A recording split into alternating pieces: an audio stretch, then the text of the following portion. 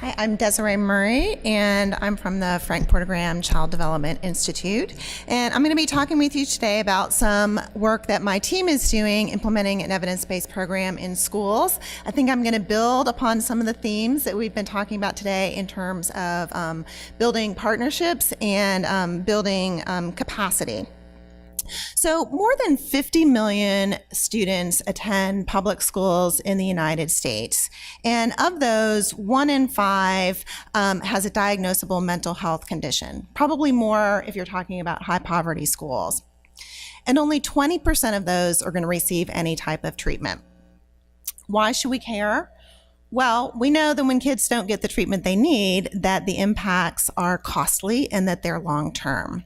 So there are impacts not only on educational attainment and economic outcomes, but things like risk for substance use and involvement in the criminal system, and even health status as adults. So this really becomes a public health concern for all of us. We think that this 2020 problem can be addressed through school mental health partnerships, and I'm going to tell you a little bit about how. So we have plenty of evidence-based programs. There's no lack of evidence-based programs for many different conditions for kids, from ADHD to anxiety to trauma, but yet we have this 2020 problem.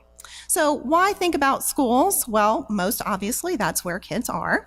And that's where the most needy kids get the only supports that they're ever going to receive. Federal agencies like the Department of Health and Human Services and even the Institute of Medicine are calling for schools to deliver mental health services. But for many good reasons, that is only happening in less than half.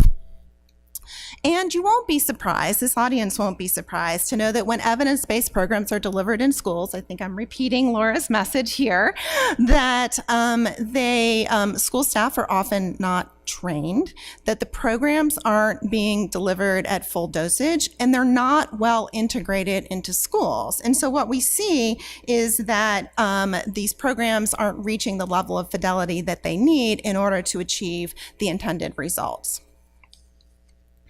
So what have we been doing in the Self-Regulation Skills for Success study? This is a randomized controlled trial funded by the Department of Education, Institute of Educational Sciences.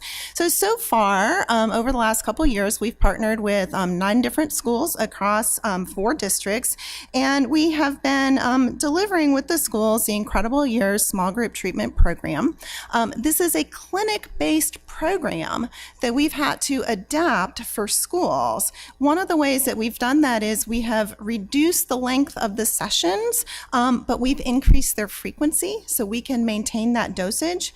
And the other thing we've done is we've supported school staff so that they are delivering the program with our clinical staff. And this is a conjoint delivery model that actually is not used a lot in practice, but we think is somewhat innovative and has a lot of potential for addressing implementation problems for probably lots of different programs. Our school counselors have been really critical in helping us integrate our program into the schools to connect with teachers, with families, and to actually do that piece that's real important for us, which is to help kids integrate their skills into the rest of the school day because they're there throughout the day. However, many school counselors have not had training in evidence-based interventions, and they may not have the skills that they need to develop to deliver a program that has been developed in clinics. So an important part of the supports we provide is actually training and ongoing coaching for counselors. We also work really hard to engage with school leaderships. We communicate proactively and frequently, and we build relationships with a school district liaison, which is really critical when we run into implementation challenges.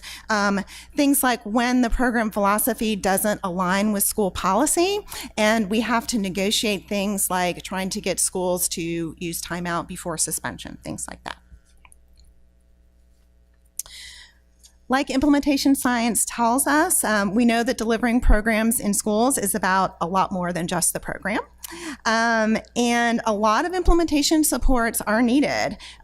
With those supports, we are seeing that fidelity can be maintained. We're optimistic about outcomes. We're not quite to that stage in our work yet. We have learned that partnering with parents has really built some important and meaningful connections of families to the schools, which we know is one piece that translates into child outcomes.